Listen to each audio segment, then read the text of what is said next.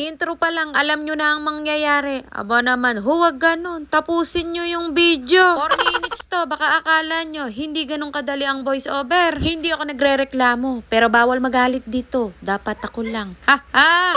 Nagpapalitada si nanay sa kusina. Ang sabi ko naman kapreni, isabay nyo na pati tiles nang gumanda-ganda sa paningin nyo. Nung bago-bago pa lang ako nagbablog ng araw-araw na ginagawa ko, ay talaga naman oo. Lintik sa basyer ang inabot ng kusina ng nanay. Ang dugyot nga daw mga kapreni. Ay sus, sa video-video lang yun. Sabay binlock ko yung nag-comment. Mapanakit mag-comment eh. Sila nga pala ang nagpalitada at nag-tiles. Ay baka naghahanap kayo ng manggagawa. Kontrata nyo 2 days, pero aabutin sa kanila 6 days. Hoy, joke lang. Kinabukasan kapreni, ako na ang gumawa na dapat sila. Ay tapos na pala kapreni, di na sila pinapasok ni nanay. At naubos na nga ang datungis ni nanay. Pera yun kapreni ha. Kapag nagpa-tiles ka, dapat malinis ka. Pero ba't ganyan? Pero ba't ganito? Kumalma kayo, kapreni. Hindi pa nga tapos. Wala pa yung lagayan ng kurtina. Ay talaga naman. Ano, kung babae ka, dapat yung ginagawa ng lalaki, dapat alam mo rin. Mag-aalaga lang ba ng anak, ang alam mo. Huwag mong nilalang lang, baka maraming magalit. Pinaayos sa akin ni nanay yung hose ng kalan. Ipinasok na sa butas ang hose, tapos yung gasol, ipinasok na sa... kabilis ng video!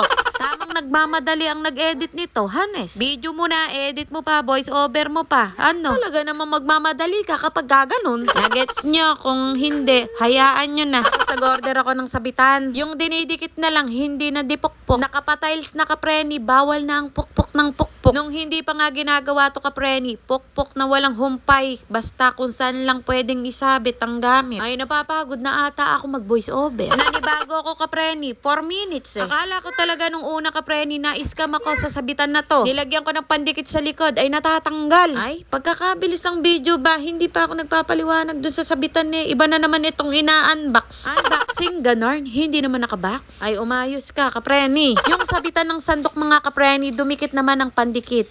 Ha? Dumikit ang pandikit?